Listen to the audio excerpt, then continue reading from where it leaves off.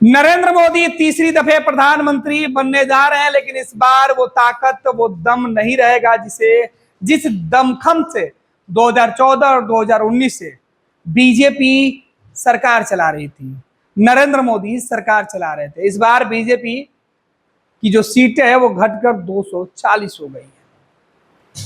अब गठबंधन की सरकार है। देश में आजादी के बाद से अब तक गठबंधन की सरकार कोई पहली दफे बनने नहीं जा रही है, लेकिन जब जब गठबंधन की सरकार रही है तो इस सरकार में कई दफे गांठ पड़ी है। सहयोगियों के दबाव में सरकार झुकती हुई दिखाई पड़ी है। सहयोगियों के दबाव में सरकार बातें मानते हुए दिखती है। लेकिन आजादी के बाद से 2014 और 2019 में नरेंद्र मोदी ने जिस तरीके से सरकारें बनाई और सरकारें चलाई, वो बिल्कुल अलग था। 280 से ज्यादा सीटें 2014 में और 300 से ज्यादा सीटें 2019 में बीजेपी अपने दम पर सरकार चला रही थी। हालांकि गठबंधन तो एनडीए का था, लेकिन उस एनडीए के हिस्से में नरेंद्र मोदी की ताकत सुपर पावर की थी, बीजेपी की पावर महाशक्ति के तौर पर थी। लेकिन अब वो शक्ति कमजोर हो गई है, छिड़बिड़ हो गई है और उसकी ताकत एनडीए के सहयोगी बने हुए हैं। इसलिए ये एनडीए की अब जो है असल में एनडीए की सरकार है। लेकिन हम आपको वर्तमान की कहानी से अलग जो बीत गई बातें, उन कहानियों की चर्चा करेंगे कि 72 साल के सियासत में कई दफे गठबंधन की सरकार बनी है और वो सरकारें कैसे काम की और कब कब कमजोर हुई हैं, बेबस हुई हैं, सरकारें गिर गई हैं, उसकी चर्चा कर लेते हैं। दरअसल पहले आम चुनाव, देश के अंदर जो पहला आम चुनाव हुआ था 1952 में, उस वक्त से लेकर अब तक कई ऐसी कहानियां हैं, कई ऐसे किस्से हैं जिसकी चर्चा की जा रही है। आपको बता दें कि 72 साल के चुनावी सफर में देश ने करीब 31 साल तक गठबंधन की सरकार का दौर देखा है। 2014 और 2019 तक नरेंद्र मोदी की अगुवाई में एनडीए की सरकार जरूर थी, लेकिन इसके प्रमुख घटक भाजपा ही रही। 2014 और 2019 में भाजपा 282 सीटें 2014 में और 2019 में 303 सीटें अकेले जीती थी, जिसके बाद सरकार चलाने के लिए मोदी एनडीए के घटक दलों पर निर्भर नहीं थे। लेकिन 2024 में भाजपा की सीटें घटकर 240 हो गई, लिहाजा इस बार भाजपा को घटक दलों पर निर्भर रहना होगा। यानी देश में एक बार फिर से गठबंधन की सरकार का दौर शुरू हो गया है। 1977 में बनी जनता पार्टी की सरकार पहली गठबंधन की सरकार थी। इसके बाद 1989 में बीपी सिंह की अगुवाई में राष्ट्रीय मोर्चा की सरकार बनी। उनकी सरकार के गिरने के बाद चंद्रशेखर ने कांग्रेस के बाहर से समर्थन से सरकार चलाई थी।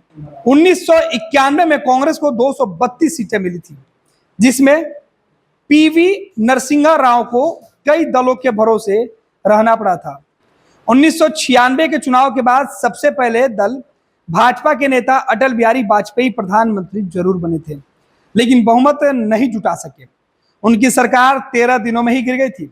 उसके बाद एचडी देवगौड़ा की अगुवाई में 13 दलों से मिलाकर बने संयुक्त मोर्चा की सरकार बनी, जिसे बाहर से कांग्रेस का समर्थन हासिल था।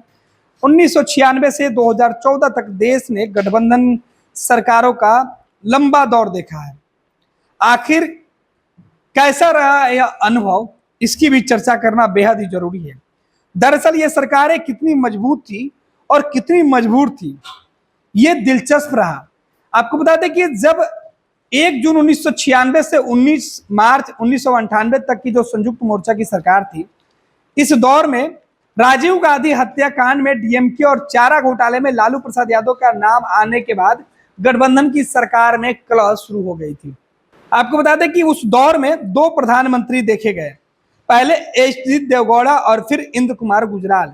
देवगौड़ा ने कांग्रेस के बाहर से समर्थन से बनी 13 दलों की संयुक्त मोर्चा की सरकार संभाली थी। इसमें जनता दल, सपा, द्रमुक, तमिल मनीला कांग्रेस, असम गण परिषद और टीडीपी प्रमुख थे। देवगौड़ा सरकार में 1997 में चिदम्बरम द्वारा पेश किए गए बजट में खाद, पावर टिलर और छोटे ट्रैक्टर की खरीद पर सब्सिडी दी गई थी। आयकर की दर 15 से 30 और 40% से 10 और 20% तक कर दी गई थी। कॉर्पोरेट टैक्स में सेंस हटाया गया था।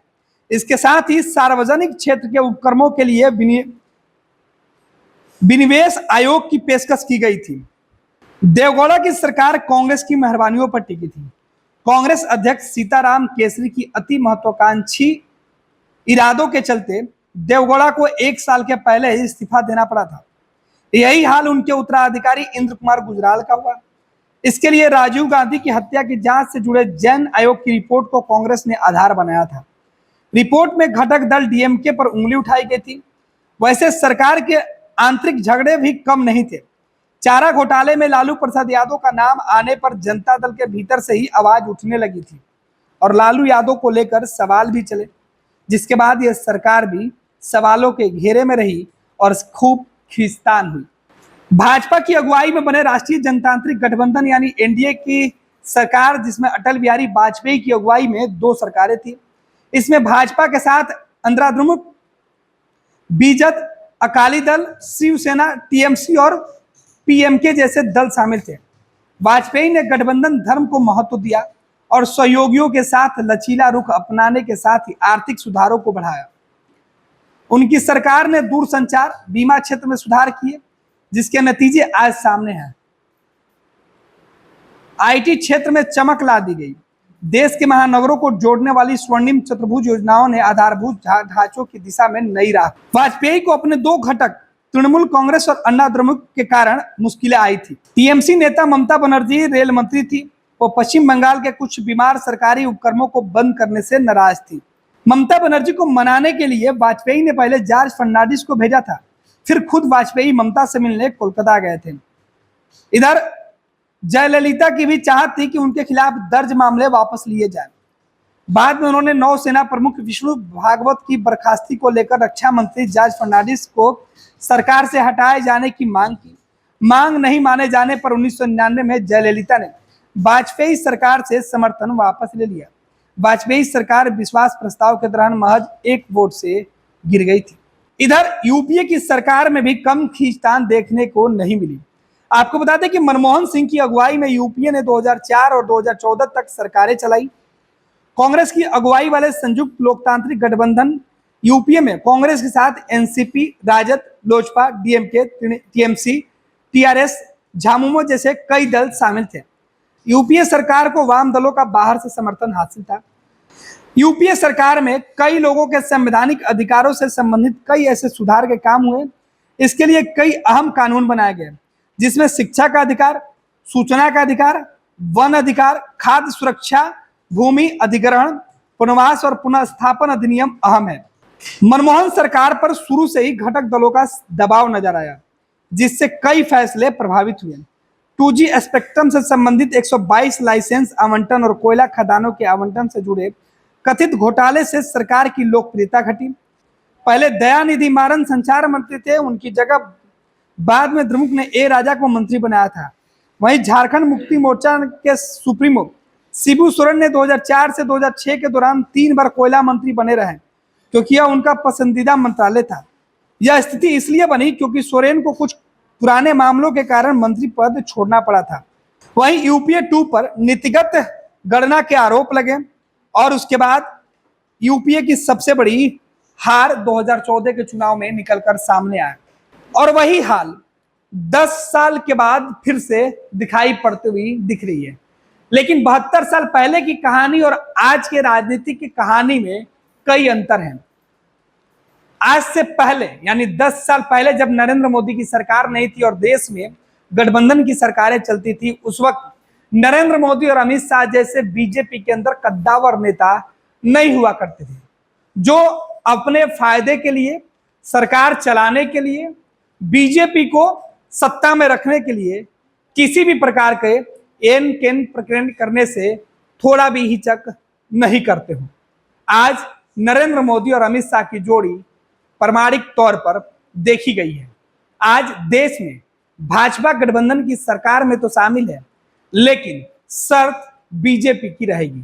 जिस तरीके की ताकत बीजेपी ने देश में दिखाई है कि एनडीए के सहयोगी भी भाजपा के नाम पर और नरेंद्र मोदी के नाम पर ही चुनाव जीत कर आए हैं।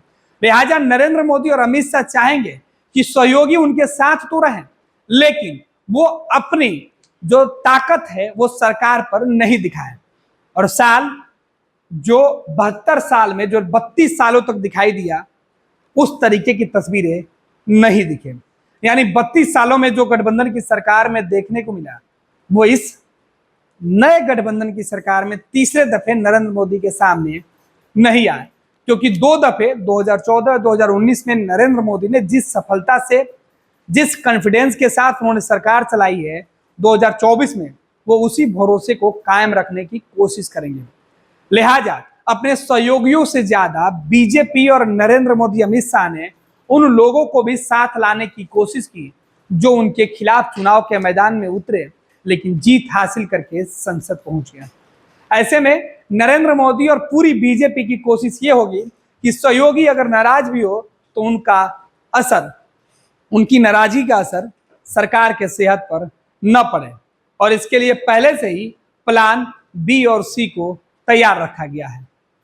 पैनोरमा ग्रुप, जो सोचता है वो करता है। आपके अपने सपनों का आशियाना।